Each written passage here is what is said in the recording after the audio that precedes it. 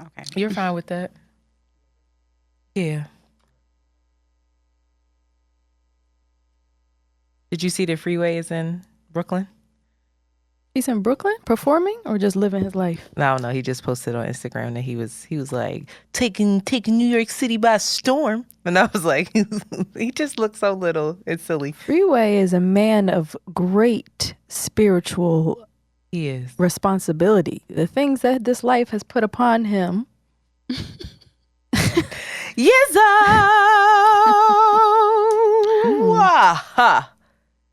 I don't know as much about Freeway as I think I should. I'm not going to say anything. All right, y'all. So, hello, everyone. As you can hear that we have a special guest here. And y'all know her a little bit. Not that she's ever been on the podcast, but we talk about her quite a bit. In spirit, yes. Our friend, one of our best friends, Amanda Bear is here.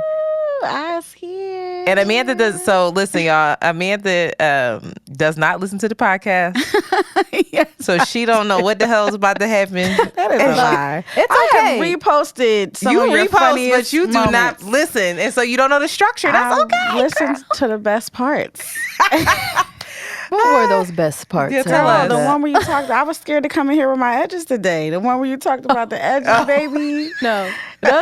Your edges is laying flat and they Your look edges are moisturized. okay. I made sure Them they weren't things ain't coming down too flying. far. No. Weren't you talking about white people's edges on that episode? No, anyway? it is a pandemic. It is something that is affecting all races. People that don't even have edges. It's just Can I tell you something? Can I confess something? what? I don't know if I want to, but I'm going to. This little piece of hair right here. You proud of it? I actually. Wow, you tried to cut and make an edge. You tried Shame. to make When an I edge. had my braids, I was like, I'm so sick of these braids. I looked too You wanted Cleo-ish, and I was like, I want to look a little bit more feminine, and so I did cut up around my edges a little bit to give me these baby hairs, but they're growing back so fast. So now they're just these curls that are sticking out like this. Did you do it? I appropriated. Exactly. You did all that and where were they? First of all, that was all I could do. That was all I had. Oh, I did do it. They were out. They were out. Y'all Let me show us a picture. don't do that. They were out. Them things were so Oh, I can't even believe that y'all subtle. playing me like They that. were subtle. Well, I'm a baby subtle hair. woman, you know. Subtle and sweet. It was a baby here. It was a baby hair. No, look. That's baby hairs on the side, y'all. That I cut. Dead. You cut that look like roadkill. Whose king is this? That's your king? That is dead. Oh my God. Are you serious? No, I don't like the Let me swoop. see. I don't like the swoop on me. I just want a little something instead of it looking like I gotta like my braids are pulling Antoinette, my that hair does back. not count as a baby hair. I'm sorry to tell you. Oh, okay. I can't wait for the people Anyway. to vote on that. Amanda, Amanda's here. you here, girl?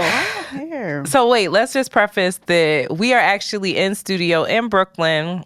Shanti and I are doing a marathon recording session with a bunch of special guests today and tomorrow. So these episodes are going to come out throughout the month of May. And with that said, we love our hot shit. We love our politics as usual. We love our pop culture. But if we're recording all in one weekend, how will those things be up to date? So we are hitting you with some more evergreen topics. And our guests will make up for the fact that we don't have pop culture. But you don't worry, It'll you'll get be in okay. there anyway. You can't You have can't a avoid it. conversation Can't without escape talking it. about. No. No. Our conditioning, is condition. Yes. So Amanda Bear, please, would you like to tell us about yourself a little bit? Let the people know who you are outside of being one of our best friends. I mean, sure. Well, go So on. well, go ahead, tell us. What's your elevator pitch? Elevator pitch. I don't know. I am a singer. I am a performer. I am a mother of two beautiful boys. I am a woman who is living life and discovering and falling and getting back up and using those experiences to try my best to make a mark on the world eventually at some point. That's a hell of a fucking That was a good job. opinion. Like, this That's is- a bio. That's a with a capital B, bitch. Yes. I'm saying, like, that is my true journey. That's what it is for me. And I'm realizing that. Like, that's the way that I'm going to validate all the things that I've been through. Amen. So let's take it back. So as you can hear, Amanda is a singer, is a performer, is an actress as well. We met. Amanda was the first. She actually wasn't. Kayla was the first person I met in Kappa at the audition. Yes. But Kayla actually thought I was someone's mom at the audition because I had on a suit at all of 13 years old. And then I met Amanda. We randomly, I think we had the school assembly, and your last name is Henderson, mine is Henry. And so we were seated next to each other. And we started. That's so sweet that you remember. I remember being in the theater and listening to like our little orientation, and Amanda was the tiniest. She had she got a grown woman weight on it now, but Amanda was this big and she was short, and she was just like and very sweet. And I think I might have spoke first, like hi, and then we realized that we were both vocal majors. And we have not looked back since. I don't think. Yeah. You were it. You guys had the opportunity to coalesce in your friendship. Spell it. From ninth to 12th grade, whereas I came in junior year, right? At junior 11. year. Yeah. And Amanda, you were my first friend. Kayla doesn't count because Kayla was... I already knew her in elementary school, but you were actually my first friend in the squad because we had lunch together. Yes. You know what? This just made me realize y'all need to give me credit for putting the squad together. No. Because I introduced you to Jasmine. No, you didn't. We Yes, was on the I class did. together. I know, but I brought y'all together. And if How? she was my first friend, and besides the fact she knew Kayla. Yes. Everybody knew Kayla first, but Kayla let us all go. Kayla was like, whatever. Well, you can take credit for Shanti in high school because me and her were not friends in high school. I brought Shanti into the squad. You did. You're right. Well, yes, Okay. into the group. I was like, all right, y'all, I'm inviting this You're girl my first friend, second to first friend in life. And we used to fuck up so much school lunch together. We used to fuck it up. Yo, that's we how would be I in knew. a pizza line. I was a sandwich vegetarian, line. so I would eat a 6-layer cheese sandwich And I wasn't, and I still would eat the 6-layer cheese sandwich every day. We were hopping the line every day. We were in every line. Wait, what lines were it? My long lost sister. It was the Every burger day. line, like the burger sandwich line. It was the salad line. It was the pizza line, and then like whatever Hot the fuck lunch or line. something? Hot something. Well, that was all hot lunch. But shout out to Kappa because all the lunch was free. That was crazy. we used to take advantage. I don't know how that worked. Fuck it Yeah, up they told us together. we weren't allowed to do that. We didn't. That went in one ear and out the other. We were hopping. No, every and we would have every each line. other's back. Like I would get the cheese sandwich, you would get, and then we come and just eat. Shanti, we still do that. When we go to the restaurant, we decide. We just eat. I mean, the gang, we about to fuck it up this weekend because both of y'all are we get together and we just fuck it up. We be good. Well, speaking of that, after we are going to head to Flatbush. We are going to get curry goat, oxtail, rice and peas festival, rasta pasta. Rasta. Do I sound like Chet yet? Yeah, Chet Hanks? you make me think Curry of goats. He say, I'm from Tribeca. So anyway, that's how we all met. And that was, not to age us, but almost 21 years ago. Wow, that is not, I never knew that. 21 years ago for her and I in 9th grade. And then 19 for you. So yes, we've been in each other's lives. We've been going through it, child. Amanda and I's children are 7 months apart. Yes. So we went through that. Can you tell went that through story that. though? How you were sitting at Amanda's? I will never forget this. I remember saying at your baby shower. First of all, Amanda's baby shower was nothing but opulence. But we were sitting at Amanda's baby shower, and Amanda was making her rounds, saying hello to everyone, and Shanti was just like this. Just Quiet. Just in a daze. That's a shell of quiet. herself. And I remember saying to Amanda, she is so weird. And Amanda was like, she's pregnant. Yep. And I was like, no, that is so great, girl. And then you sent that random ass text. And then she was before. You told her before. She knew before you even. I know. She knew. So you were sitting in my kitchen. I told you. But I think I was cooking or something. And I think I said something like, whatever I said was like, what's up? Or how long? Or something. And you went like this. Did. Oh, right. You went. Oh, I could cry. Yes, I do remember that. Because I did. I knew. Fuck. That was crazy, y'all. That's the story. I was a couple weeks pregnant while you were 7 months pregnant. Mm-hmm. And I had a big belly when Sean came. Yeah. And then JoJo came on the scene, and you and I were really considering our decisions. Yes. Together over coffee at the breakfast table with these babies. Like, these girl, babies. What? Like they here kicking feet and stuff. And it's a permanent. We can't run away from this. Can you talk about that though? Like that brought you guys closer to you ladies closer together, or did you lean on each other? Like what happened? Yeah, absolutely. I mean, you were my lifeline in a lot of ways because I wasn't working, so I was staying at home with this baby. Mm-hmm. And there would be nothing to really do either. Same. So it'd be like, all right, let me just go drive over to Amanda's house. Mm-hmm. And then the babies would be together. Yeah. And we would, just help each other through stuff. And you were incredible because you were putting yourself through school at the time. Mm-hmm. And just dealing with so much. I mean, I think in your early 20s, that's when so much of your poor decision making is had. Absolutely.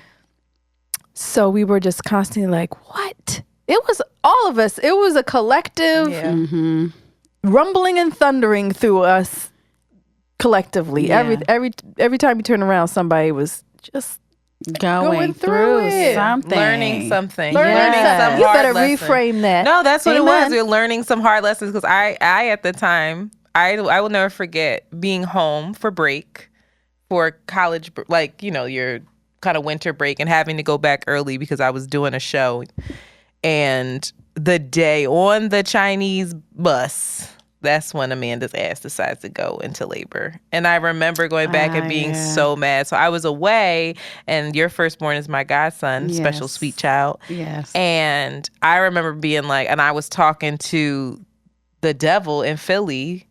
And so we all know who he is. Shout out to you know who you are. Yep. And so I was back and forth to Philly quite a bit, and I would stay with Amanda. And so I would be with the babies and I'd be watching y'all mother and then going through my bullshit, but then watching y'all mother and be like, wow, in this scheme of things, what you're dealing with is silly. No, you can't downgrade anything that you go through. That is your life experience. And if that were the case, no one would ever be able to appreciate what they've gone through if they were to compare to other people. Like there will always somebody going through something worse. Yeah, like it's no way. True. So what you were going through was just as heavy for you. I hear that, but I say that to say like we were all learning our lessons together. And then I think the best part about it is that when I think about, because a lot of our listeners will ask, like, will you talk about friendship, how to sustain friendship, how to have really close friendships? Because we're constantly saying, y'all are my soulmates. These men, we love them. Ooh, we love y'all a lot now. But baby, at the end of the day, my emergency call could be y'all before anybody else that I'm dating. So I think going through those lessons, for me, being really seen in those moments and really vulnerable in front of y'all and seeing myself in some of your experiences and then learning from you, trying to help guide you, fighting about it amongst ourselves, right?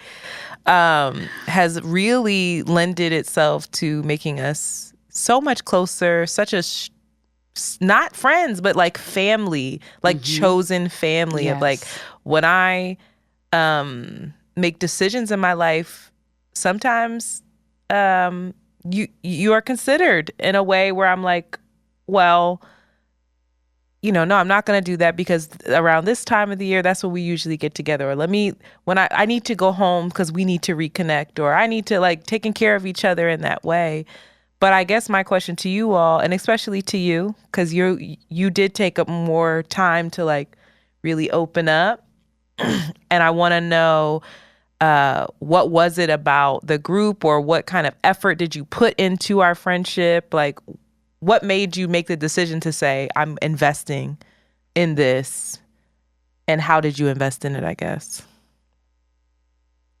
Well, first of all, let me just double tap that lifeline thing. Mm-hmm. Each one of you have been my lifeline for different reasons in different areas in my life. And ours definitely was the mothering thing. Like, I don't know if I would have survived a big part of that if it was not for Shanti going through it with me and Joe. And, we were like clueless and lost. Just lost. You were sick. You were also physically sick during a time that you didn't even know. Yes. That you were sick. Yeah. I forgot about that. Yeah. So she was like always saying she was tired, and I was picking Sean up from school, and we were like, what is going on? Crazy. I know. Crazy. So yeah. But to answer your question, I think that it's not I think because of the natural way that our friendship, relationship, soulmate thing has gone, I just don't think it's any of it is. I just learned to believe in it. It is what it is. It was not my doing. It was not my choice. It was chosen for me. I don't know why. I don't know why it doesn't happen this way for other people, but it's not my place to question it. And I really learned all those experiences, all those things that you go through with people. Sometimes people walk away or this and that. We literally, I just feel like our friendship has proved time and time again that it is, I don't know if I could use the word, what is it, ordained or whatever. Like, it's bigger than us. It's bigger than us. And I bought in forever ago. You trusted it forever ago without even knowing, because you guys truly are my family. Through the highs and the lows, even within our squad, even within our group. It's the fact that we don't give up on each other. We learn to communicate even through the fights and arguments, because we have them. We have those fights and arguments. And a lot of times love relationships don't last because you come to some type of hard point in that relationship and you don't learn how to listen to each other and communicate and figure out how to respectfully adjust and figure out what the other person needs. We naturally do that in this friendship, which is why this is my longest standing relationship. I trust it wholeheartedly. I trust it with my life because we have figured out a way to love and learn together and listen together, even when it's hard. So I bought in a long time ago without even realizing I bought in a long time ago.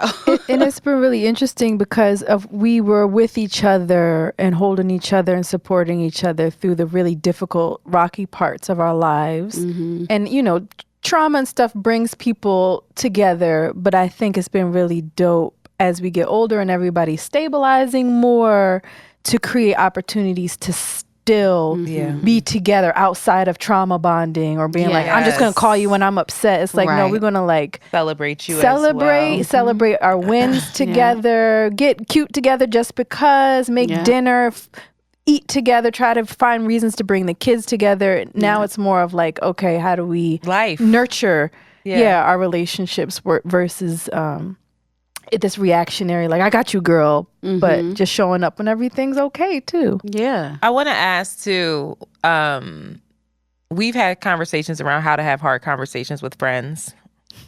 And that's something that people do comment on and ask about. And y'all, when I tell Amanda and Antoinette. Me and Amanda, let me tell you what. Amanda and I, the love, like, we will sleep in the same bed together. We will cuddle. I will be on the toilet and she is in the bathroom doing her makeup. Like, we are that close. Mm-hmm. And the closer you are, sometimes, child, the more similar you are, the more you could fight. Yes. This is the one, Antoinette is the one who I say is the closest to my blood sister. She is my blood sister. Yeah. That's why I tell people, like, she's the one who... aggravating each other. Ooh. But, so, with that said, you and I have had some hard conversations, right? Mm-hmm. And then we've even recently, maybe like last year, I don't know when that was, when we were like yelling at each other. We've not done that. That was different. That was weird. High school stuff. Yeah, that was weird. Yeah. And then we worked it out. We cried. We like, I'm sorry. Yeah. And Jasmine was looking at us like, I swear to God, if y'all ruined my fucking dinner. I ruined it another way, but what kind of advice or what are you discovering still in terms of how to have hard conversations with friends? Because I see, it's funny, I was looking at, I'm not really on Twitter like that, but I look at all the commentary on like the housewives and this person being wrong and that. And I feel like a lot of people, and women specifically, think that that's friendship. I'm like, those shows do not show friendship. That is not how you hold somebody accountable. Mm-hmm. That is not how you, in my world, right, that you couldn't be my friend acting like that. You're not my friend. Right. So with that said, because a lot of feedback that we will get is that, you know, sometimes women are catty or this or that, and I don't have time for the shade and this and that. And it's like, well, why does that even exist? So I ask, even when we're arguing or with anyone, when you're arguing with anyone, what kind of advice do you give people? How do you have hard conversations with someone that you're saying is your soulmate? For me, it's to really think about, it's really to look at my own self. Mm. Why are you really this upset? Because we trigger each other. And I don't know why. It's very interesting. That's and it's usually nothing about what you're saying or doing. It's like, I have to step, you're right. I have to step back and like, why is this bothering you? Why am I this upset? Mm-hmm. What is it about this, that what she's saying that's twisting something? And then you start to realize, oh, I'm defending myself. Oh, I'm afraid that, you see me a certain type of way. You're judging this, and which is really my own fear that I think that I actually am this, and you're picking at it. And I've been trying to act like I'm not this, and now you're putting it in front of me. So now I got to defend it. Oh. You know what I mean? So it's like, at the end of the day, it has nothing to do, like, maybe it is something that's like, all right, that person could, if it's someone you trust and someone you love, and you know to somebody who has your best interest in mind, then you know at the end of the day, maybe they are going about something the wrong way, but you can tell them what that is, and you know that it's not something that they're really trying. They're not trying to hurt you. Mm-hmm. You can trust that with that type of person, but you got to know what type of person you're dealing with, because there are people out there that will come for you in a way that's not that's malicious. You know what I mean? It's really interesting in all of our dynamics, and I think in a lot of women's dynamics, this friendships, it's this idea of judgment, right? Mm-hmm. We're so scared of the narrative that, because you have people that are so close we're so close, we see our patterns, we know all the shit that we've gone through, and you're scared that person sees you in a particular kind of way, and especially when you're like actively trying to grow out of it. Yeah. Mm-hmm. And to then somebody remind you of a past thing, I think that's something that we're always and will always be working with. Yeah.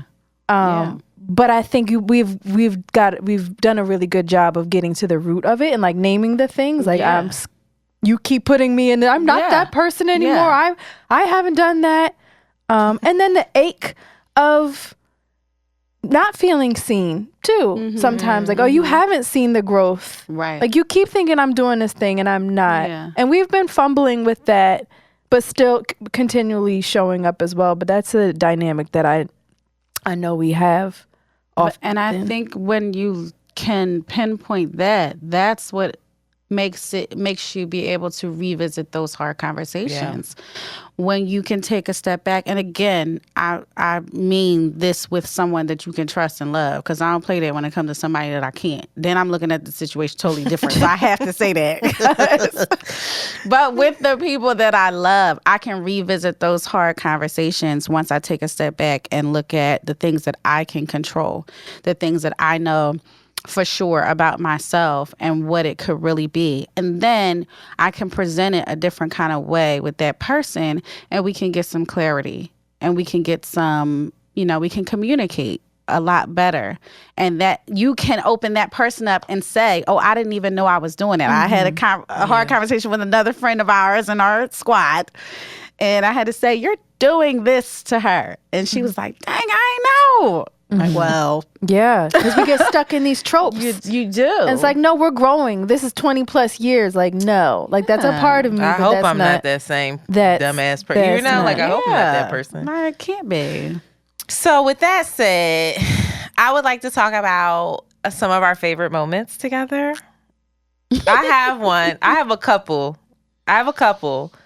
But specific to like Amanda, I know my favorites with you. Half of them are on this fucking podcast where you just say shit. I love, what are they calling you now? I don't know. It's something that they're referring to her as. I would love to know what that is. Oh, what is it? Something Shanti. Where basically you're like not reckless, but you just don't give a fuck. Really? You don't give a fuck about what you're belligerent Shanti, I think they're calling. God. It's something like that. I want to get belligerent. That's not even me belligerent.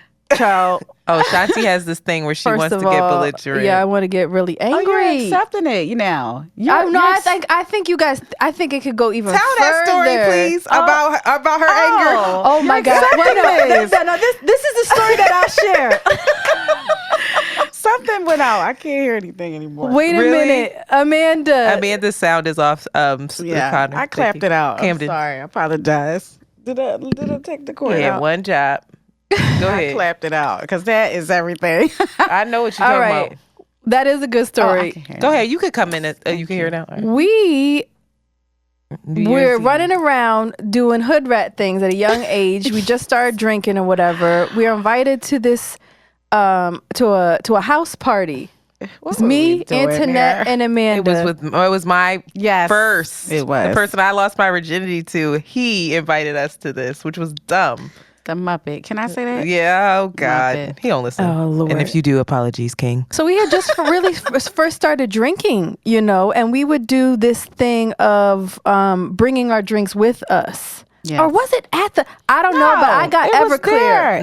They had it there. We would never be I have never had Everclear, and since then, to that day, and since then, and I drank. Don't blame Everclear. No, that's in you. No. Everclear brought. Tell the story, child. You can tell. What did you do? Amanda, you can tell it. All I know. What did you do? Amanda, what did she do to your car? I didn't. Wait. Sound went out again. Dang. I need to know. Before I tell it, I gotta remember the words exactly. I don't know. I was not myself. It was another person that took over me. She was getting angrier and angrier the more drunker she was. I'm like, we gotta leave. We have to go. And I was upstairs trying to rekindle an old flame. Yeah, girl, I didn't even know. Yeah, where were you? That's what I was doing. But she was upstairs trying to fall in love. I was slowly getting belligerent in the space. That's always Shanti, slowly getting belligerent in the space. Trying to corral me in because we were playing pool and I was messing up. And I think I was trying to. Was he there? I was about to say I was trying to flirt with somebody. Armand, who turned out to be a great political Republican.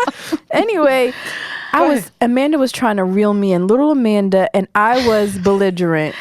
I was very drunk off Everclear with an attitude that I normally don't have when I'm drunk. Like, I want to talk to people, get close, but I was intentionally ruining their pool. Yeah. And then Amanda swiping the balls and stuff. Amanda got Antoinette and was like, yo, we have to leave. And I don't remember the rest. All I know, you put me in the back of the car. And she's on a rampage. I wasn't there yet. I sometimes have moments where I get stuck. So I'm just stuck listening to this rampage.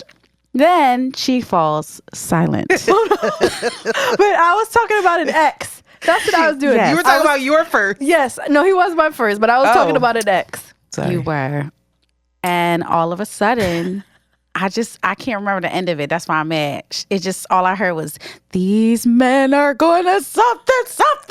And she punches my rear view mirror and punches it clean off the car. And then Amanda had for months a big old crack in her I did. her mirror, in her front windshield. In my windshield. Did you pay for that? No, and then apparently I was throwing money. Antoinette was trying to hold me accountable, and I was being a bitch. I can pay. That's because Shanti, she was. This is what she does too when she gets drunk, y'all. Shanti then gets really dismissive of you when you're like, "Excuse me, you need to stop." She's like, "Bitch, do you know what the fuck I am?" She started taking money out and throwing it at us like, "I got money to pay for this. That's nothing." A terrible story, but it goes down in the Shanti. books. That goes down in the books. Somehow we laugh at that now.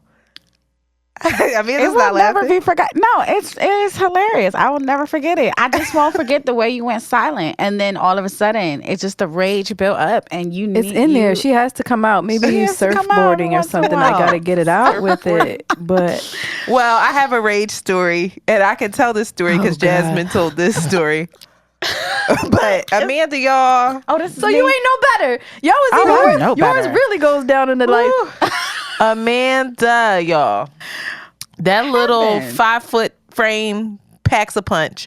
When I tell you, and we've talked about this is not new information, but so we know that Jasmine has a song called Bust the Windows Out Your Car. Oh, you allowed to tell the story? Yeah, she told it on our podcast way back in the day in the beginning. Cool. Oh, all right.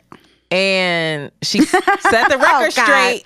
And I want y'all to know that that's the one that started. She did. She said, I bust the windows out, but after these hoes did it, and you did it first. And Amanda. No, you were the one that said, these men got She was like, these niggas got to lose something. That was me. She got. So Amanda was triggered by the trauma that was going on with Jasmine. Yeah. At the time, and we were there to bear witness to it, and we were like, whoa, this was too much. I pull off. We're watching Jazz cry for the first time, and then Amanda, that was too much for her poor little heart. Amanda was like, okay, this is too much. I had a club. Back in the day when clubs were a thing, you have a club on your car. You have a club in your car to make sure nobody steals my raggedy ass Lumina. And so Amanda saw said club. We happened to be right next to the person who was doing the harm's car, and it ended up not even being his car. It was his fucking friend's car. For real? That was his cousin's car. He was riding around in that car trying to act like that was his car the whole summer. I love that. That's what he get. That's what he get. So that's why he was really mad, because we bust the windows out of his family's car and he had to answer to that. You frauding everywhere. Right. So it was even funnier. And that was the problem. But when I tell you, Amanda just started screaming, these niggas got to lose something. We're 18. We're babies. We're 18. I am home visiting from college. I should have stayed my ass in school that week. Nope. God knew you needed to be there. Baby, she got out the car and we look and all you hear is and you see this little person, this little itty bitty teeny weeny person fucking up a red Hummer in the middle of Southwest Philly at like 3 in the morning. Booked for this. Is there a statute? No, he can't. He already that's already signed off. We good. He can't do nothing to us. Okay. But I will never forget that moment. And in that moment, I remember I wasn't stuck, but I don't get stuck. I hover. I come out of myself and I hover over the situation like, And I was watching what was happening, and I was thinking, wow, this girl really fucking loves us. Look at how angry she is for her. She's also angry for herself, but look how angry she is for Jazz. Maybe you're angry too. Maybe you deserve, because I was dealing with the devil, and I was like, I think I deserve. And I took my hammer. Come on. Got out the car. She got a hammer. Like, if she's going to do it, I should join her. Yeah. Solidarity. Yes. And then we peer pressured Jasmine into doing it. Yeah, a star. Why would y'all do that? Y'all put her off. But I wasn't there. I wasn't there that night. Because she was right after me. Did she say that? No, she wasn't. We sat there and she was like, yes, she was not getting out that car. She was upset in the moment. And we were like, you need to take this and it's going to make you fucking feel better. I feel great. Then we drove off and I was like, I feel bad. I'm very scared. What if we get in trouble? Oh my God. God protects, good people. Girl, So we was lucky that song hit and it was a settlement, I guess. Okay, so first of all, let me just say this. All that is true.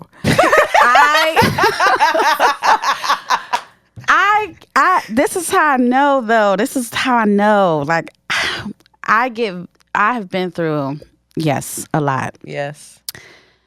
When someone I love goes through something, there is it's almost like my switch. child. Like, y'all are like my kids too, in a way of not your kids, but in a way of where like that feeling that comes over me, that anger that's like beyond what it would be. It's almost more than what it would be for myself.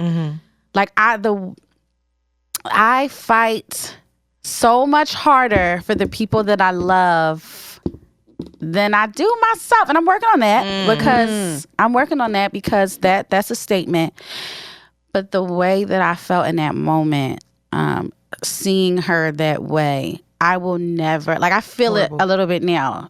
I will never forget.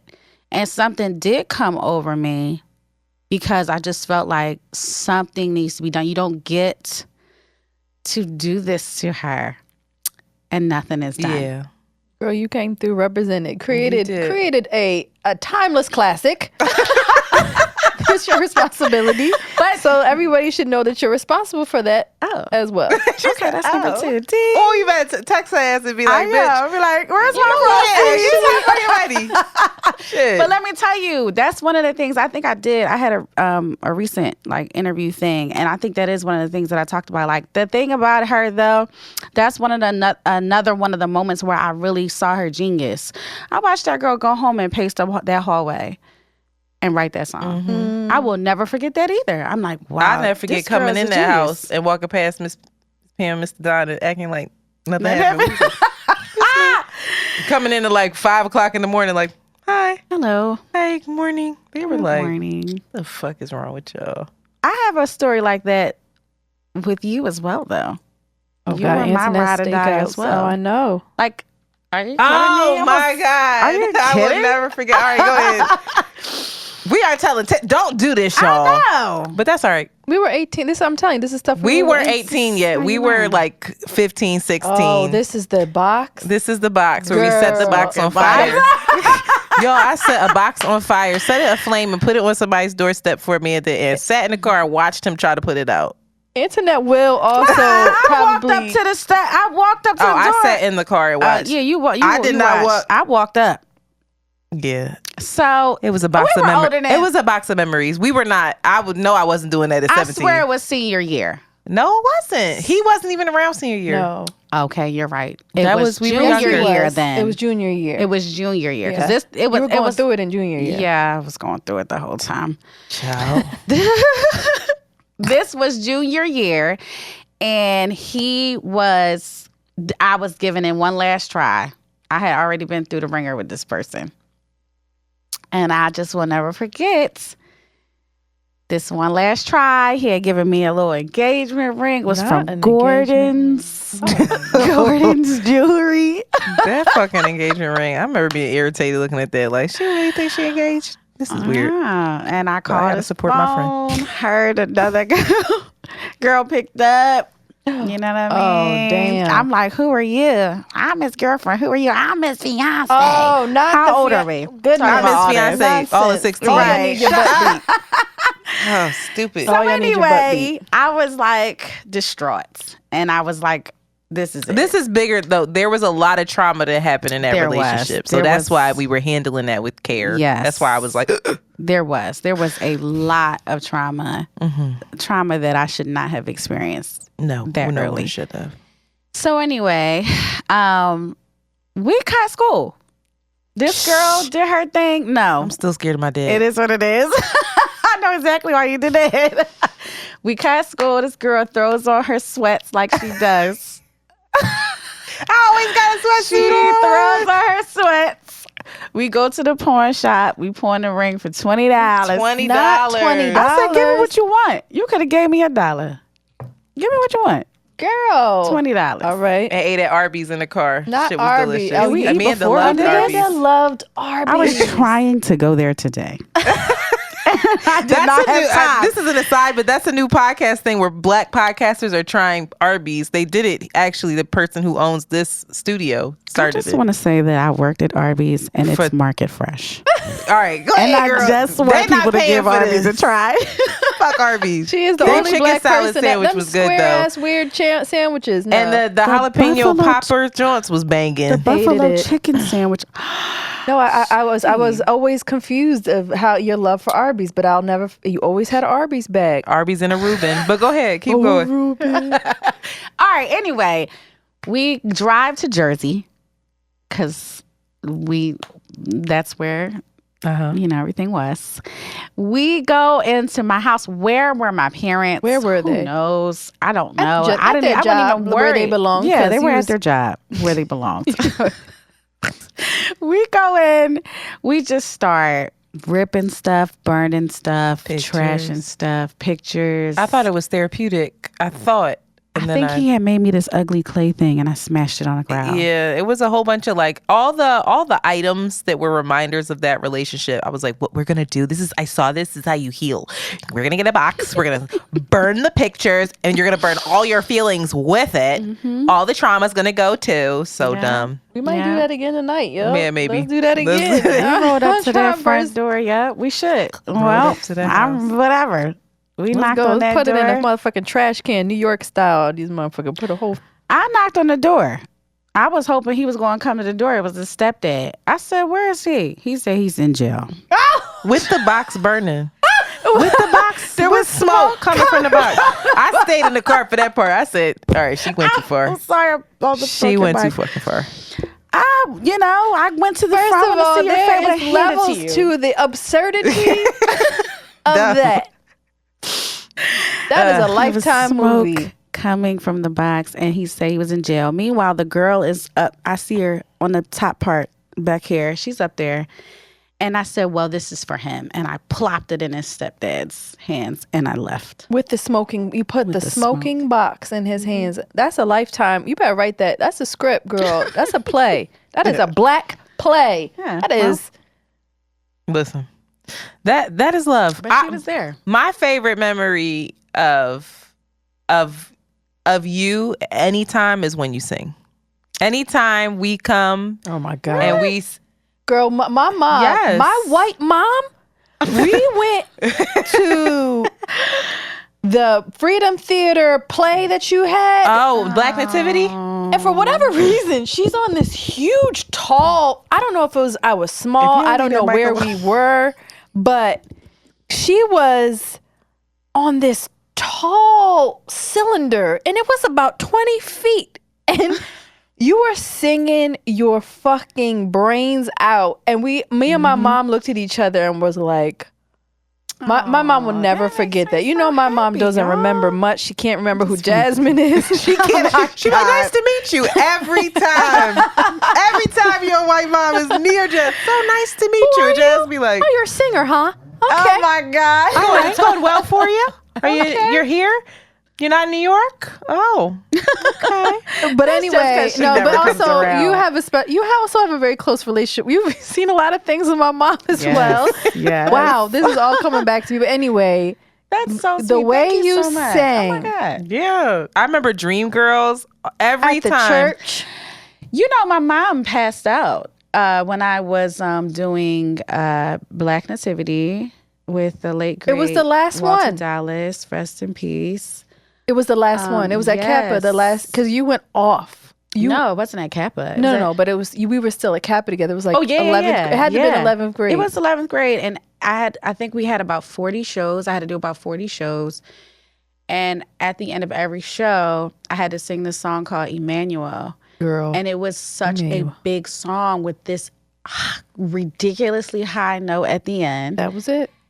And my mom, she gets so engulfed, like she's holding on, like, you know what I mean? And she passed out. And she went to the doctors the next day and was like, what's wrong with me? I can understand that, though, because I felt like that when I was watching. I think when you're nervous for somebody, because you know that thing. When I was watching Jazz when she had COVID, and I was like holding my breath at the show, like, you can do it, you could do it, you could do it. Like, I was stressed out. I did not enjoy that show at all. Yeah. But like with you, it's funny because for people who don't know, Amanda was always a person in the group that was like, oh, you need any note? Go ahead, Amanda. Amanda, go ahead. We need the top or the low. Go ahead, handle that. And so you just had this range on you that was just wild. It's the range. You still have this range on you, this wild, and you have this. I don't know if you're gonna sing. I'm hoping that you are, because I'm building this up. But you have this this tone and control. Please sing Emmanuel now. I'm serious. But please, if you choose to sing, great. If not, boo. But where can people listen to you sing? What are you doing with your music? Because y'all, when I tell you, when I used to walk around, we all knew Jasmine could sing, but I used to be like, this is the best singer in the group, because you are the most trained. Yeah. You have Jazz's range came a long ass way, but Amanda's range was wild. It was the control. It was the tone and the control of like, what the fuck? And you knew that you had been studying, that you were doing your exercises, you were doing your drills and shit, and we were just like, yo, this girl is a monster. Is a monster. Is a monster. A creature. And then the fact that it's packaged in this little package and it's very unassuming. You open your mouth and you're just like, oh, okay. What are you doing with your music? What is your music page? What is happening? First of all, thank you so much. I'm gonna be a thug, and I'm not gonna tear up the way that I want to. That's right. Nah, boo. Cry, and bitch. a big part of that is because I definitely lost my confidence going through a lot of the stuff that I went through with my relationships, and I had gotten to a point where I just completely stopped singing. And I just lost a lot of my confidence, and I'm finally finding it again and finding who I am. And I'm going to say something that nobody has ever heard or knows, but I've spent years of, she doesn't hear this because she's going to get mad, but my mother telling me that the reason why I don't believe in myself anymore is because I compare myself to Jasmine. Mm-hmm. And I lift the mic up a little bit. That's what I was trying to do earlier. Go ahead. Go. Oh my God, y'all. Go ahead. Ignore patrons. If you're watching on Patreon, please ignore what she just did. It was a sexual gesture. I'm so sorry. Go ahead. Anyway, it's impossible not to. But the thing is, I do it all the time. It's really exhausting. Shut the fuck up. What are you talking about? I just heard what you said. I mean, keep going. Try to have a vulnerable moment. Here's the thing, though. That was her fear, not mine. I didn't do that. Oh, word to your mama. I didn't. And I kept telling her that, but she would say it so much that I would get confused. I started being like, am I? You have such different voices. And that was what I always would say to her. Like, Mom, do you know how many voices are out here and sounds? And I'm not intimidated by that. Like, I'm not intimidated, or what's the word she would use? Insecure. Like, she felt like I didn't feel confident anymore. I'm like, that didn't have anything to do with Jazz. It had everything to do with me and what I believe in myself and my own sound and what I could do. And that had nothing, but she said it so much. Moms be doing it. She put it on you. I'm like, girl, projected. Now I'm fighting. I'm fighting what you're saying. Mm-hmm. Like, and then I did start questioning, well, I can't do that. And I don't sound like that. And I don't, But I'm finally in a place where I am remembering myself, and I'm remembering my gift and celebrating it and loving it and enjoying what I can do and playing around with learning things that I can, seeing if I can do it, and being okay with whether I can do it or not, and all of that is just off to a great start. But I say that to say thank you, because that is encouraging to hear. Even though I know that about you guys, I didn't know that you felt that much that way. You've said little things to me like that before, but to hear you like kind of explain it the way you did today is like, wow. Oh yeah, you were on a super high pedestal always in my book. I mean, if you asked any of my friends that are up here, like Jade and Angie, the way that when you're first talking about your friends at home or friends they don't know, I say Amanda's the best singer of the group. You're like amazing. That is literally how I would be like, that bitch is like doing stuff that's retarded and she don't know it. So you sit with that and think about what you're gonna sing. But what is your music page? So anyway, yes, you can, Instagram is the first place that I'll send people to, and that's at Lady _Larae. Larae is LRAE. LRAE? Larae? Yeah. Larae, okay. Yeah, Lady _LRAE. I changed it because y'all told me to change it. Y'all didn't like the way it was spelled before. Oh, apologies. I don't remember saying that. Actually, it might have just been Jasmine. We'll link it in the bio. I think it was Jasmine. I'm like, I don't think I said anything. I don't think she ain't like that. And then there's the SoundCloud page, and it's the same thing. It's SoundCloud / Lady Larae, spelled the same way. Okay. Right now, I am working on an EP called Alter Ego. And it is about all the things we're talking about. Like when you were talking about that girl that got to come out, that sometimes she, like, I want to talk about how no one is one dimensional. Duality is a thing. Yes, duality is a thing. I'm beautiful. Come on, shameless plug. Yes, like seriously, no one's one dimensional, and I just want to talk about all the many me's. I love that. You know what I mean? And all the things that those many me's have learned about, even the ones that are like, little reckless. She do a little bit of stuff she shouldn't be doing. Gotta pray at night. So there's that. I'm working on the EP. I just finished a song called It's Me. I'm very happy with that song. I recorded it once and it was okay. I started over completely because it didn't sound like what you heard. It wasn't giving me what I wanted to. So I went to Ace the engineer, my guy, Tyrell. He's the bomb. And it makes me really happy because it tells a personal part of my story. I'm working on a new song called Monster. And then there's a bunch of songs that will be on there. And I can't wait till it's finished. I'm hoping by the end of the summer, it will be done. Yes. Amazing.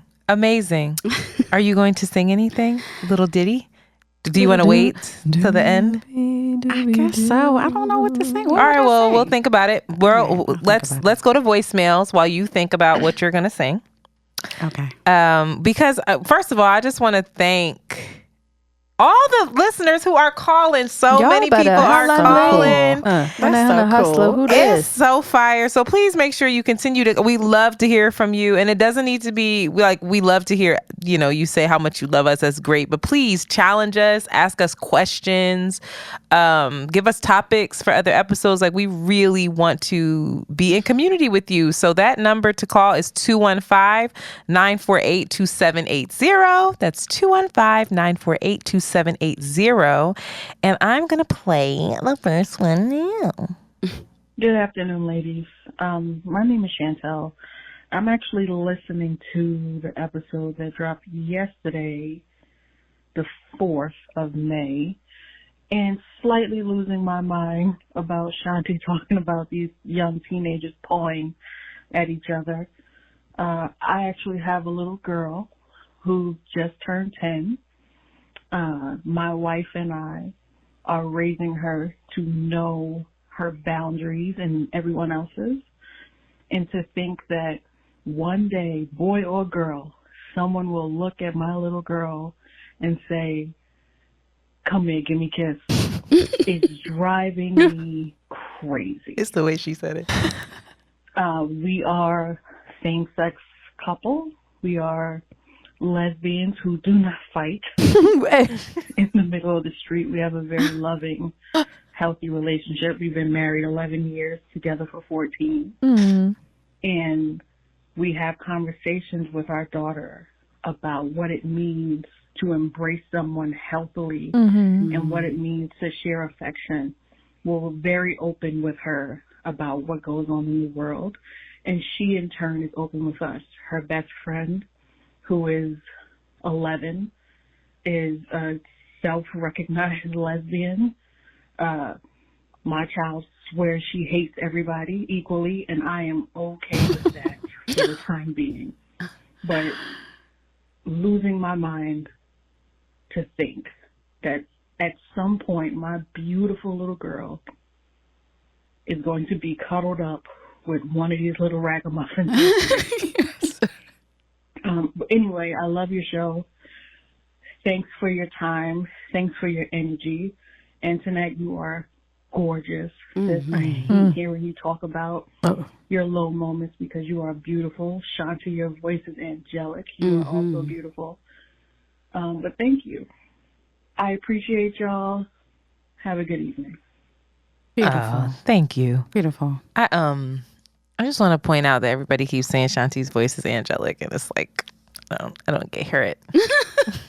It's soothing. She said, "Oh, it is soothing," even though she's the more belligerent one in the group. That's why it works. That's why it makes sense. That's why jazz was able all the to more do acceptable. BPW over jazz music. Oh, child. It's the same thing. The two moms. What are your thoughts on that? I think this is very interesting because you are a mother of two boys. Mm-hmm. You are a mother of a young girl. They just hung out, Shawnee and JoJo, together. I already gave my thoughts. I don't like to see it. I know it's natural. I know it's going to happen, but I don't like to see it. I don't like to see the young kids hanging on each other, on the walls, boys' hand all over the young ones. It just. What does hanging all over? I need to know what that means. Does that mean their arm is around them? Like, no, what does like that the guy's on the wall and the girl's in front of him, and and so her butt is on his pelvis, and they're like hanging on the wall, and they're like. He's like touching her. I just, his little penis is hard and her underwear is all fucking soiled. Oh my God. I hate it. Okay. I was a wild child. Shut up. I'm about to. With that being said. That's what was happening to you. No, you were a groomed child. You weren't wild. We going to fix that narrative. Amen. Yes, say it for them in the back. Absolutely. Okay. These grown-ass men were grooming you, but go ahead. Yeah, I got to sit there a little more. Thank you. So anyway, I think it's too hard for me to, I'm super fearful of it too, but it's too hard for me to hold on to the fear of it all and not address it. And not prepare myself for it and not be ready for it. So I'm trying to be a little more open, especially because I have boys. And honestly, not all of them, but a lot of the girls today are very aggressive. Very aggressive. I mean, me being a teacher, I'm a teacher as well.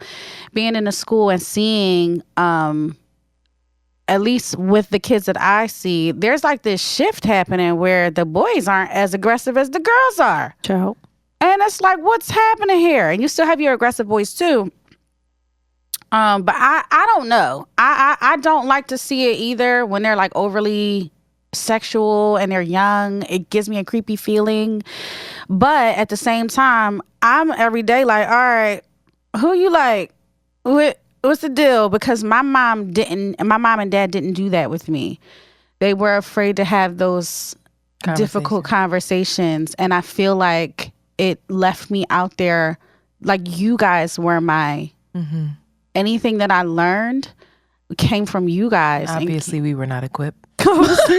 You had terrible teachers. Well, sorry. Did the best we could. I struggled a little bit. You know what I mean? So I don't want to do the same thing. Now, I'm not, Antoinette pushes me because I'm not all the way there. I want you to talk to him about sex so bad. She pushes me. Oh, you haven't had sex talk? Oh. I call it age-appropriate conversations, but she thinks that I'm still a little too far behind. Okay. But Dad has. Where I feel uncomfortable, Dad will step in and he has those conversations with him too. But I do try to let him know that it doesn't have to be with. We always let him know, our oldest, that he has a choice. of whoever he wants to come to, as long as he's coming to someone. And that is between, that choice is usually between me, his dad, and his godmother, because he feels so comfortable with Antoinette. And to me, I'll take all the help I can get. I'll take the village. Amen. But what I don't want to do is not address what's coming. It's coming. It's here. He has little whiskers on his face. He got hair on his arms. Like, these kids, JoJo is growing up. It's coming. Well, the thing for me, I think it's important. I love to see young kids affectionate, not being sexual, but when I see young kids holding hands down the street, and it's fine. I'm like, that's really, I remember those moments. It's really beautiful. Like, that makes me happy. When, one of your kids said that he had his kiss, I asked him about it. How did he feel? I'm the only one with a he girl, so. Well, okay. True. How did you feel? Were you nervous? It's okay to be nervous. Did you feel like she expected something from you afterwards? Like, I want boys to get the perspective to get perspectives from people who identify as women, because there's an emotional component to it. And I had these kind of conversations with my dad around sex, and I got what he gave, but I wish he would have gone more into what I was going to experience emotionally and the weight of that. And there's no way he really could, right? So that's all I'm saying. But I hear y'all. And shout out to you for being in your healthy lesbian relationship, sis. Yes. That makes me happy. Shout out to you. I can't hear anymore. Sound guy. Help us. Just come on in the frame. You make your big debut. We don't care. Just come on. Help us help ourselves. But we have another voicemail. Also, did you see that people were like, the lesbians in Shanti's house are like that track on Kendrick Lamar's album? I was dying. They are. All right. Thank you. Here is another one. Neil. Hey, my bad. Hey, what's up, Antoinette and Shanti? This is Najee. I just listened to the podcast, and man, it's such a trip, like listening, or just recording. All right, I'm trying to get over the nervous. I love him. So listening to the podcast, I thought it was super dope. Listening to you two talk about, can you be friends with your ex? Me and my ex have been friends, or our relationship has lasted for we're coming up on 10 years. And as a guy in a situation, I've always felt like fear or trepidation about bringing up the fact that I have someone that I'm so close to for such an extended period of time. And it be kind of going back and forth. Like, it depends on, I'm also polyamorous, and so it kind of depends on who the person I'm talking to, if they are on that side of the boat or whatever. But either way, it was just very cool to hear someone else's perspective about things that I've thought about inside of my brain for a minute. So, the podcast is amazing, and I hope to hear, just more content. Keep it going. I love it. Najee. Ciao. Well, Najee, I think it's interesting whenever anyone says that they're polyamorous, I'm like, wow, you are evolved in a way that I'm not. I think being polyamorous requires so much more conversation and clarity and discussion, agreement. Yeah. And there's no room for gray in polyamory. It's like, you have to just be like, this is what it is. Or maybe there's room. I don't fucking know. I'm not polyamorous, but I believe in being friends with exes. I think it's possible. I do think there's a voicemail in here where somebody's saying that it's not, and it's from a woman. I'm not going to find it now, but we'll play that another time. She was like, fuck that. But I don't know. What do you think, Amanda? Can you be friends with exes? We said it depends on what happened and all that. You saying, can you be friends with exes and be in a relationship? Yes. But just friends with exes and throughout your life, whether you're in a relationship, not in a relationship. My ex is my best friend. He done put me through hell. Y'all are a family, though. Yeah, we are a family, but that don't mean nothing. There's plenty of families who the men are not. Nope. He talked to me the whole way up here. That is my best friend. So while you're so you can be, and so you can be. And I was friends with one of my exes for a very long time, but we don't talk anymore. Oh, and that's a that's a shame. Friendship. You be having friends. You do. I do. But Amanda will keep people around who are secretly in love with her too. Cause that one he needed to go so he could free himself of the shackles. Yeah, maybe so. Maybe that's what that was. Of that maybe he needed to. But free maybe himself. you always are gonna be in love with that person a little bit. No, but you he still was in have love a with her like friendship. I want to be with you, in love with you, not like I love you and I honor what we had. He act like that's the stage he got to. Yeah, they would chop it up. They would like talk. Okay, but he would be with you, I guess, if you wanted. Thank you. But Yes, that's true. So no, That's let true. that poor thing go. So he All can I did. He'll be back, but you know. heard it. I love it. Heard I love it. that energy. But yes, I do think you could be friends with exes. Why not? Listen. We Yes. think we agree, but not everybody. We were more so talking about how to do it and things like that. We agree. Not everyone agreed. They were like, y'all. It definitely depends on the person. If it's somebody that really is like not good for you and not good for your life, then no. Yeah, no. Yeah. Okay. Well, we're aligned. Do you have a song to sing? How about sing a Beyonce song? 1+1. I don't know. I actually was thinking, since we were talking about Kappa and everything, Sing I would Kappa. go old school. It's gonna forever be the best song. We actually sang a song like that. Y'all should. You just gave us Krishna vibes, Queen. Go ahead. I was thinking about My Funny Valentine. Oh, go ahead. Sing it. Because that was Amanda's go-to. My Funny Valentine. Okay, this is what you sang all the time in high school. This was your go-to. Yeah. Now, listen now. You're not warm. It can get high. All right. But I'll accept it. I feel that you could do it. And we appreciate it, Queen. Go. Thank you for that. Shanti, help me out, okay? Oh, no, you were on a different key. What key? What key you want? That sounded like it. That sounded like it. Yes. Come on, go. Funny Valentine. Yeah, tonight. Yeah. Let me Go get ahead. in here. Sweet. Please. Please, Shanti. Go ahead, Amanda. You could come in if you want, Shanti. No, please. Comic Valentine. Come on, Shanti. Please, one time. One come time. on. All right. You make me. Smile with my heart. Looks. Your looks are laughable,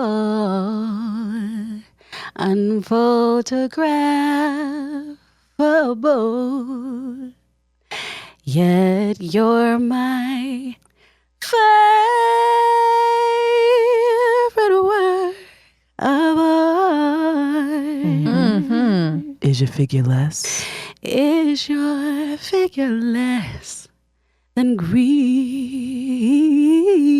Is your mouth? Is your mouth just a little bit weak? When you When you open it to speak, are you? are you someone?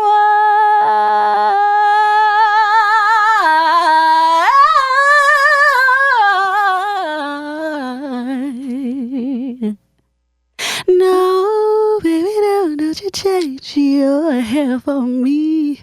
Yes. Yes. Not if you care for me. Go for it. Go. Stay, little Valentine. Stay, stay, stay.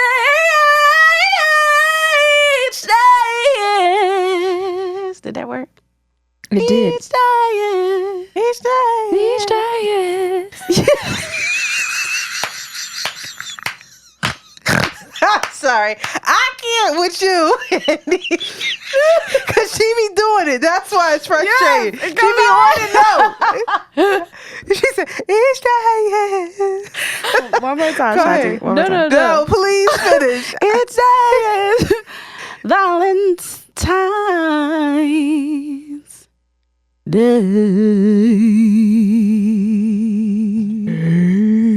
I think it's more like that. I wanted you to harmonize. Listen, Go we on, harmonize. already. Use the same note. Girl, I don't know none of these motherfucking notes. A, B, D flat. Okay. Talk about Applause. Yes, queens. Group effort. Yeah, that was. I love that for us. Feel- Yes, Here we we go. gotta start a We came singing in. group, y'all. Please. If I had an applause track, I'd play it. That was off the dome. She is not warm. She has gum in her mouth. She's chewing it in the mic. And we're going to take a break.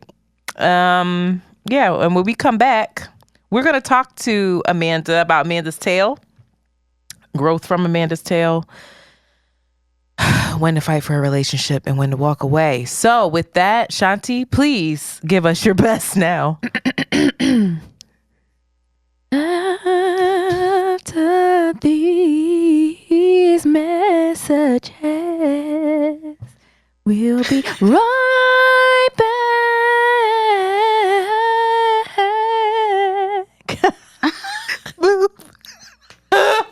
Can we have a timestamp, sir, for that? I can't fucking stand.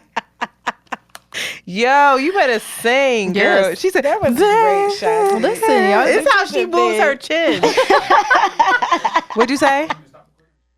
Nah, you can just keep going. What's the timestamp though? Oh, we're making good. See, thank you. Don't play that for real. It was. Amanda, bad. we can't. We No, it was beautiful. It was not bad. Don't do this. You can sing again. Yeah. Come on, Come on, Antoinette. Let's go. All right, and we are back. We sang a little bit on the break, everyone. So I'm going to give you this voice since everyone thinks that Shanti's voice is just so soothing. I can do it too. That actually sounds dumb. That's making me uncomfortable. Yeah, Oh, is it? Is it? It was are you layers to it. There were soiling many your layers to panties? that were.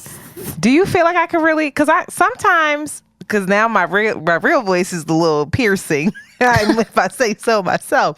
But when I need to get down with the get down, is this the voice that I should put on? Like I should be like, hello, Yeah. Oh, who this? hello, oh, hello. Yeah. Oh, okay. So little, when I'm little light, but a little bit of like a little color. light, but you hear the bass a little bit. A little It's bit, not giving, too like, much. big dick energy, but with a vagina. Mm. Yeah. All right. So,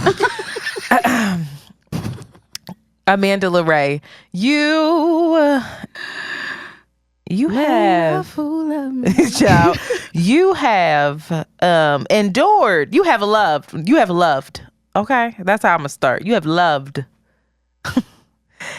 and you continue to love, and you have made beautiful babies out of love. Your babies were planned, baby. They wasn't no oops. Against our advice. She talking about she listened to us. She ain't listen to shit. We was like, girl, We said, no, not yet. not yet. No, okay. At least mine was an accident. Just kidding. No, that's wonderful. That's terrible. I'm so sorry, JoJo.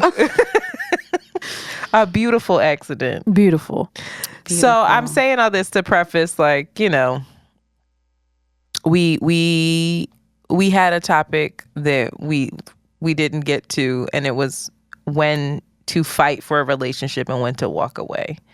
You see folks who take the stance like Will and Jada, who are like, oh no, we will never get a divorce ever. Mm-hmm.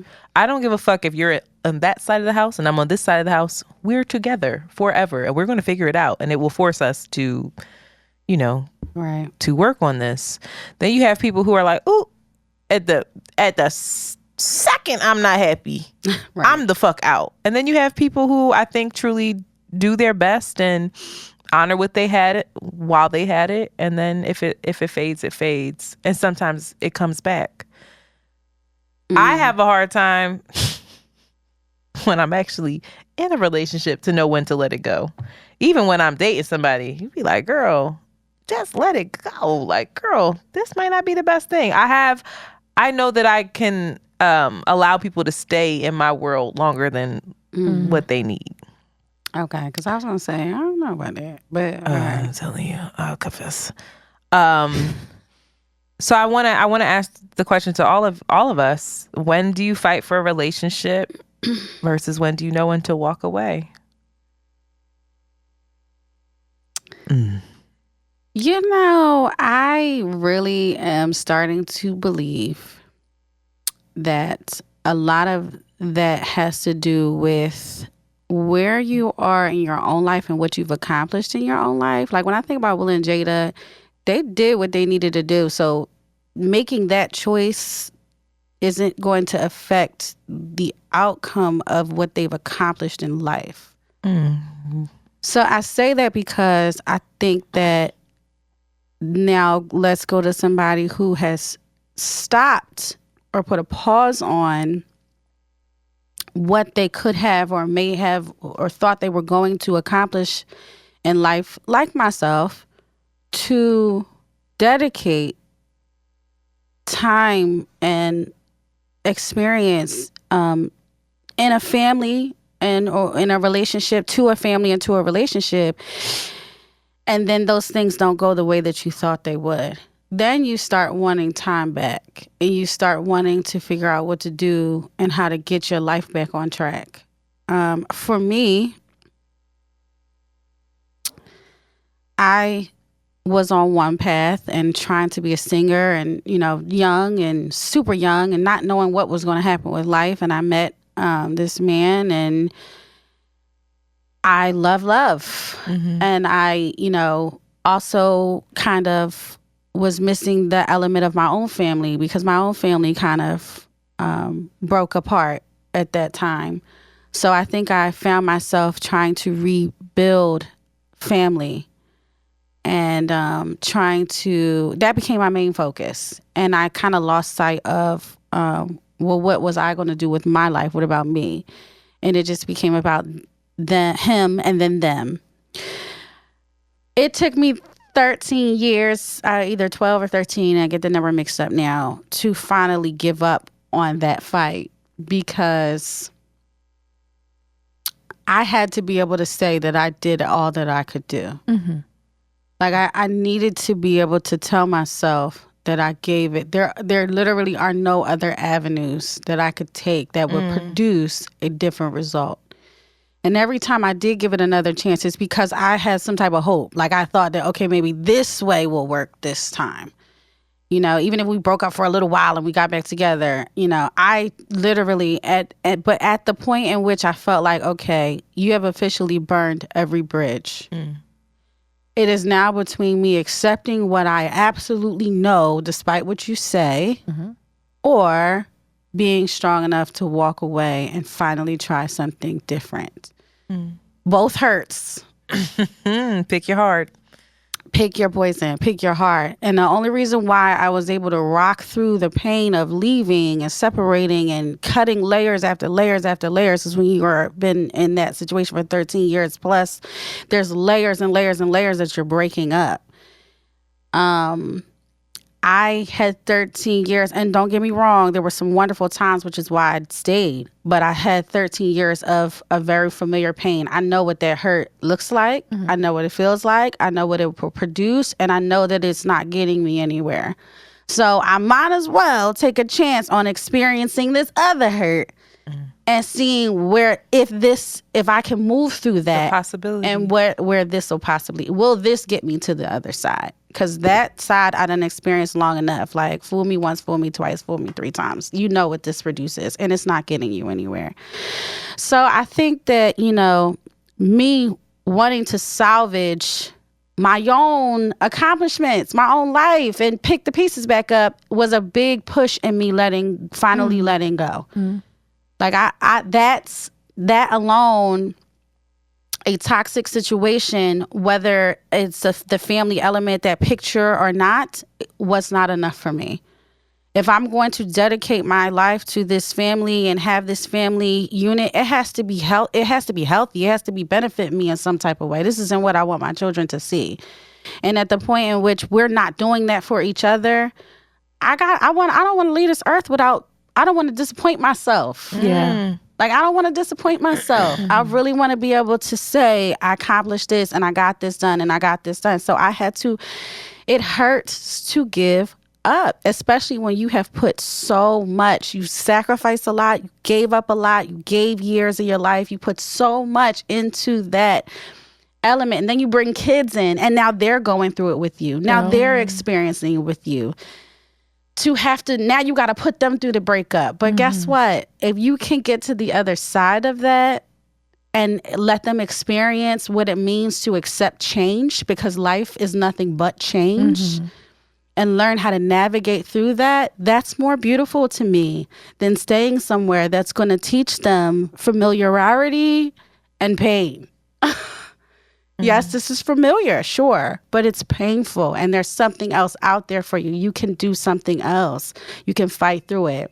And I don't know. I think that's the difference between knowing when to stay and when to let go. It's nothing wrong with fighting to stay. It's nothing wrong with having to say, I gave my all, but you got to know your breaking point. You have to know the point in which... And you feel like that's different for everyone? I feel like it's different for everyone. I do not feel like there's a rule book to say, okay, when this happens, this has to be, this is your point. It's different for everyone because it has to click for you. It has to be enough for you to be strong enough to deal with the other side. Yeah. I think it's different for everyone, but I think there are some shared indicators, right? Yes. Like there's this idea... You can quote unquote fight and continually repeat the same patterns that you've been doing with somebody.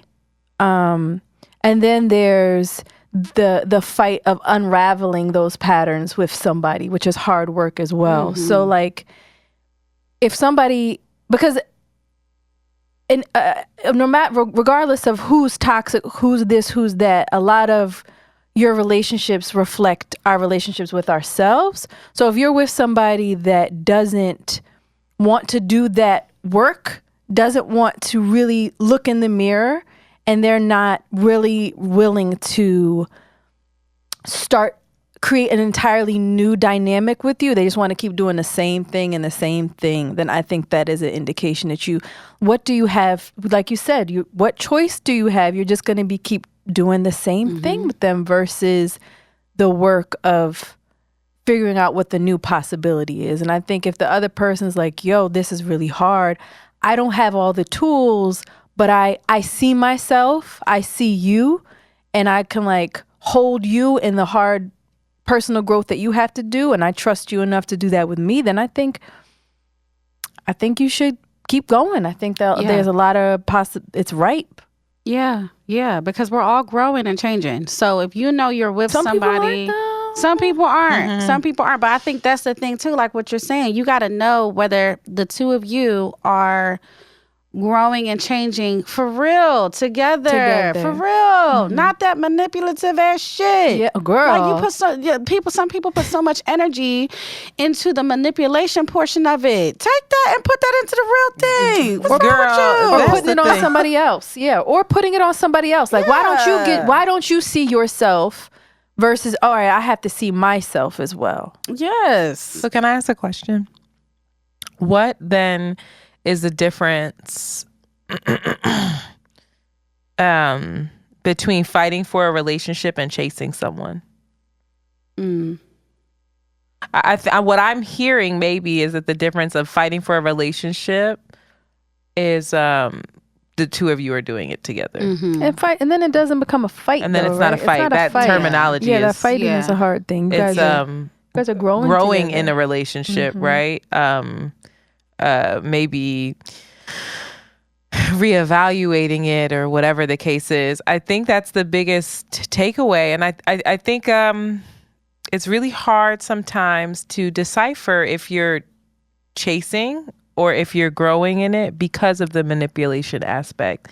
Because there are some people who are not ready for other possibilities. A lot of people will stay in the relationship, right? Because it's familiar, like you said. You know what it is.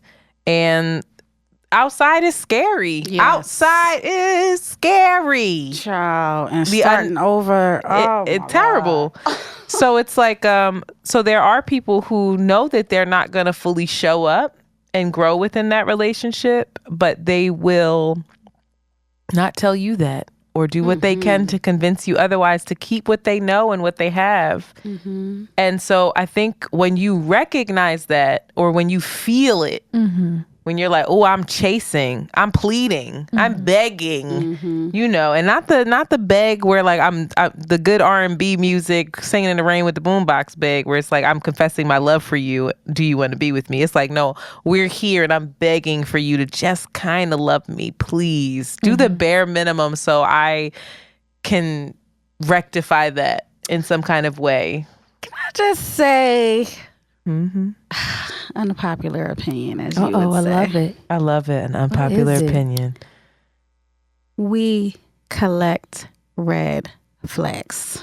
Oh yeah, decorate make a dress out of it, a gown. I'm telling you, like red flags be looking green as fuck sometimes. I'm telling you. And so when you say that, they do a lot of manipulating, and they do take away a lot of times the option for you to make a real choice and make your own decision. But one of the things that with every friend that I have, down to my girlfriend Precious, like one of the things that we talk about is like, bitch, Why are you looking at me like this? I knew. The way she looking at me? I'm just saying. It's hard to make contact with everybody, so you find the person where you do you. Oh, you're in the hard seat. You're in my, okay. Yeah. I was thinking like, damn, what was she talking about right now I got a red Gucci dress. I'm like, I got a Prada red dress. I was like, damn, she knows something I don't know yet. But I've been yet. staring at you this whole time, so the fact that this hit you like that. I'm like, all right. Say less. Heard you. All right, guy, heard you. I'm just saying that as women, we are very intuitive, and there are many times when we do see the signs and we turn them signs into the devil's talking. Best excuses. You can't listen to the devil all the time now. Right, like, oh, he said he's wearing purple, but he got on yellow. It does have a little bit of purple tint in it. I see it a little bit. It look cute on them, though. We will turn it around. So we really have to start listening to ourselves in the beginning when we start seeing little things and accepting that's the accountability that you have to have. Yes. That's like, why am I doing this thing? Yes. Oh, that computer next to the things. But yes, it is unfair for people to manipulate you. But we have to take accountability for us turning them red flags into green ones and then collecting them and making a dress out of it. Well, sound guy, I want to make sure that the sound is okay because I just moved and something I think it's just a cord. All right. I definitely agree with that. I also want to definitely get to your tale because I think your tale is deeply connected to this. I should have had the tale ready. But anyway, I think we're talking about, you know, these relationships and trying to get to a place where like you choose yourself. And along the way, sometimes you can be affected by said relationship. So I do, and I'm so nervous that an ad is going to play. But I do want to play your tale because I think it's important for people to hear it and for you to put context to it because it did deeply resonate with so many. So it's a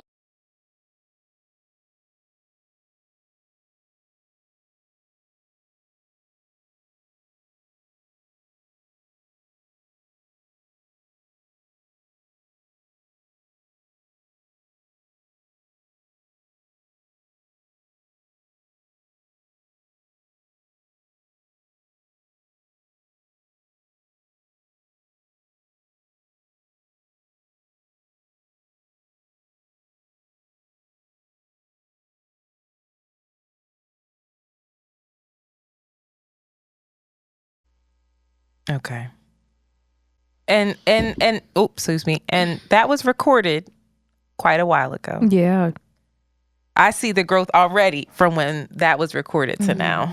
But I do want to talk about what that means because everybody has their interpretation, but how you got there, where you are now. Yeah, just going through, as we said, you know, a lot of the things that I went through in a relationship, and not even just in a relationship, Not even just that. Just feeling like, I start looking in the mirror and wondering what is it about me that doesn't, make someone love or care about me the way that I know that I would love and care about someone else. And just kind of picking apart what things could be better, what things make a person, a man especially, like you said, not manipulate you, but really want you. Him. His own, I would argue, his own reconciliation within himself to be able to even do that. But go ahead. And then you have social media. You're looking at all this stuff on social media. You're looking at the new attractions. And, some women are really good at not getting sucked into that. But it is very hard, which is why I'm nervous for our kids coming up.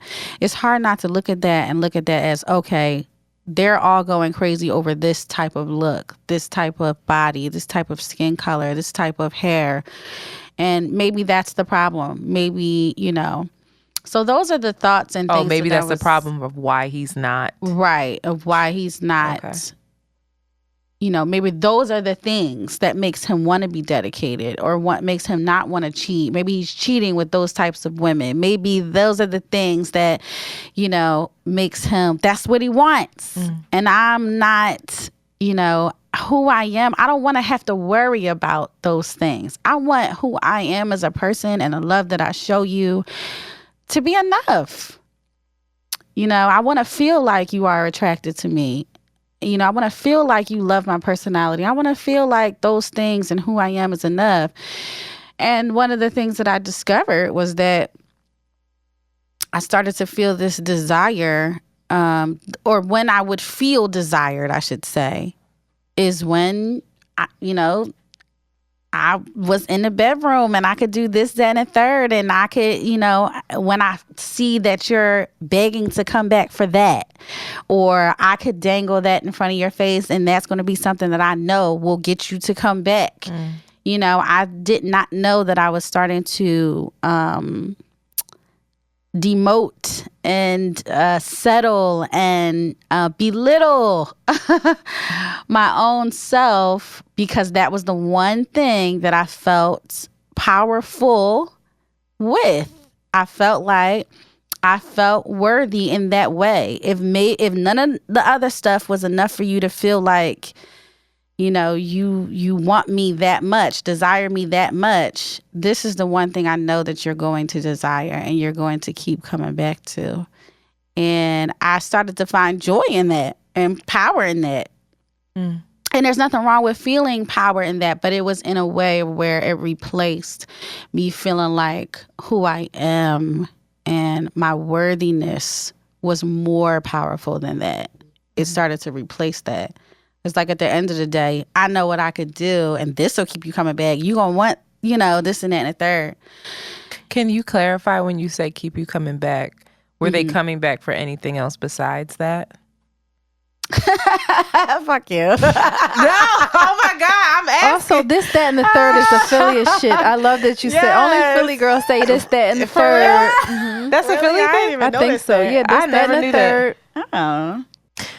I didn't even realize that was a Philly thing, but I wasn't saying that to try to play you. I was saying that because I was having a moment once and I was listening to Girl Like Me and I was really identifying with that. Like, I really don't win. And Shanti she corrected me when I was speaking to her and she said, are they really winning though? Like, are they winning? Because it sounds like they're just getting fucked and maybe a bag. I don't know. Like, is that winning? Do they feel good?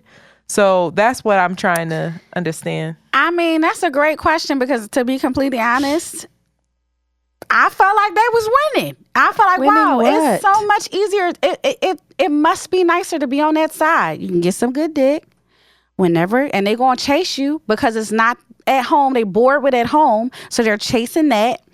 You ask them for this, that, and the third. They'll give it to you if you're more vocal than I am, because I'm not. and they'll give you what you want. They'll buy whatever, and you ain't got to be home washing their dirty drawers and cooking their meals, bored, because you get the boring sex and having to take care of the kids and being a slave. They getting all the fun. So it did put me in a place where I felt like, oh, well, shit.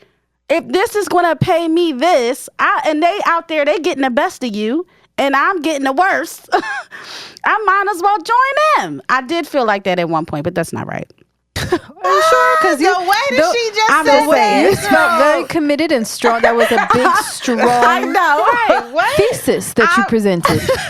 And I think you have 3 statements to support. I think that's it. That's your thesis. Okay. I'm just saying it did feel like that. But at the end of the day, no, they are not winning. And to answer your question, no, I really don't get much out of it. I don't get the time that I want. It's a very, then no, none of that shit matters. No, it doesn't matter because you end up if in an occupied lonely ass bed. Yes. Can't even call them in case of emergency. Lonely sometimes, but lonely. Lonely, you don't have that consistent comfort, and you are the one who's really in retrospect chasing that thrill over and over again. To feel worthy, to feel desired. You have to keep refilling yourself up with that and using that sexual power to feel desire. And at the end of the day, if and when they decide to pull the plug, you feel emptier than you were when you started. Because the main thing that everyone wants, I think there's an idea that men hold all of the power here, but everybody just wants connection. Yeah. And there's not. And men want that. Men want it too. They and do. A lot of them are misconstruing the sexual energy and with women and their quick relationships with them and their addiction to it, because a lot of them are addicted and perpetuating it because they think it's going to fulfill what they deeply want, which is connection.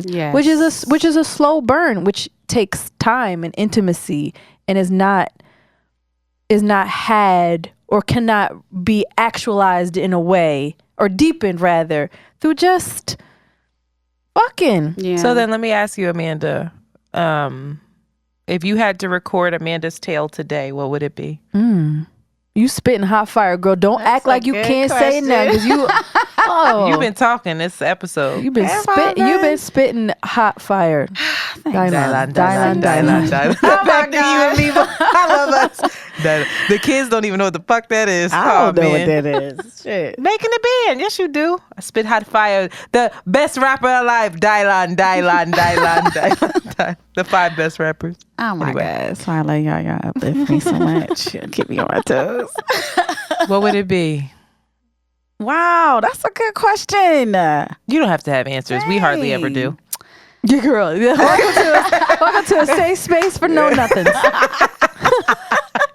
Figured it out as we go, baby.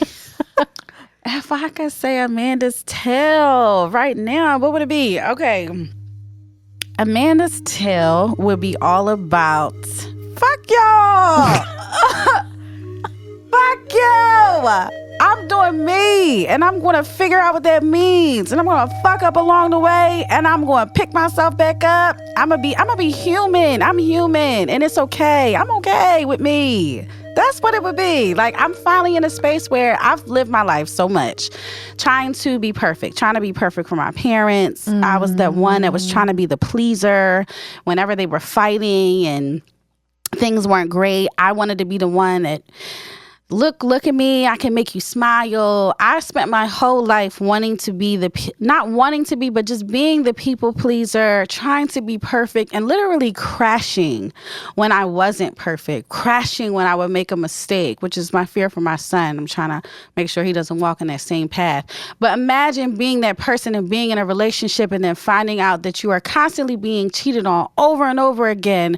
Must be because I'm not doing something right. Something's wrong with me. How do I get it right? How do I fix it? How do I make you want me? How do I make myself worthy enough? Fuck y'all.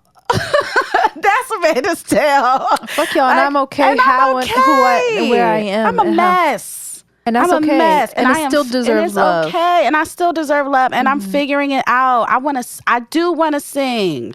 I do want to be the best mom. I do want to be an entrepreneur. I want to have great sex. I'm looking for a mandingo. This is an affirmation. Keep going. I'm putting affirmation music under this. I'm looking for a mandingo, a hoagie. But I want somebody microphone. Where you at? Microphone checker. You saw Jesse Williams? I haven't seen microphone. it yet. Oh, I got it in my phone, girl. I to show you. Got his screen recorded. But I want someone who's going to love me for me. I want them to be in love with everything else about me. I want them to love the way I look and love, I want to have a great relationship, but I want them to love me for me first, and I want to love them for them first. I want us to be uplifting each other. Like, I want a great, I know all the things that I want in my life. I want my kids to be happy. My thing right now is I just want to be a human and accept myself for who I am and the way that I'm growing. Give myself space, give myself mercy, have mercy on myself, and, allow things to just come. Kayla said, do it scared. And I am trying to just do it scared, whatever it is. And I want to impress myself. I want to be excited about myself. Everything is about myself, so that when I do have someone that comes into my life, because I absolutely want that, I won't be broken whether you come or go. I can appreciate you fully and not put my traumas on you and not bring that stuff to the table. And I expect vice versa, because I am facing me and I'm facing myself. All of my alter egos, my duality, all of that. I'm finally in an unapologetic place. And I fall back down sometimes. Sometimes I fall and get knocked down and I start thinking about my worthiness again, but that's a part of the process. So Amanda's Tale now is all about, I don't give a fuck. I'm trying to figure it out too. Who threw the first stone? You can't throw no stone at me. What's that Bible thing? The glasses in a stone house that Jesus built. Lazarus, Mary. Greenhouse. Somebody tried to glass throw house. stone. And they said, you can't do that at the greenhouse. No, throw no glasses at this greenhouse over here, nigga. If you sin too, you sin too. Oh, my That's fucking Amanda's God. Tale. Amanda, I'm impressed I'm with you. so proud of you. I love y'all. It's because of y'all, though. But Y'all know. no, we've just been here watching you, and when you weren't even aware of yourself, your past self had got you has brought you here. She brought you here in so many ways. So shout out to her. Shout out to her. Cause that makes me a little. yeah, you're good. You're good. And listen, it's an honor. It's an honor. It is. You're having your Kentucky moment. It's like when we were talking about, like you were talking about, you don't want to be broken anymore, but there's like, I think you're at the point, and if you guys don't know what I'm talking about, go back and listen to the Beautifully Broken episode. You're at the point where you're like this ceramic piece, and it's cracked, and you're holding all the pieces in your hand. You're feeling the weight of them. You're examining them. You're seeing them for what they are, and now you're taking this beautiful gold sealant, right, to make it even more beautiful than before, and you're gluing them back together piece by piece until you're whole. Yeah. That's what life is. We fall down, but we get up. It's a vibrato. Yes. It's a vibrato. Anyway, Amanda, please, I could talk to you all day. You have to come back, but Yes, I most certainly tell the people will. again where they can listen to you, where they can find you. Absolutely. So my Instagram page is lady_Larae, LRAE. My personal page is Lady Larae 34, but I don't know if I'm gonna let you in. It's private. So just go to the music page. Okay. SoundCloud, soundcloud.com/Lady Larae, spelled the same way. Please be on the lookout for an EP called Alter Ego. I actually wanted to talk to Jazz about the possibility. My line sister, Bree, brought this up to me. The possibility of doing a song called Amanda's Tale. So I'm going to explore that, see if that's a possibility. I don't know. She might tell me, hell no, that's not how this works. And I'll be like, all That's right. usual. She not gonna know. Jasmine, Girl, Jasmine, like, yeah, girl. And then you get fucking sued by the label. And then As Jazz sues usual. you. Right. She be the one to sue you. Yeah, let me skip her. I'm going to go to Jesus.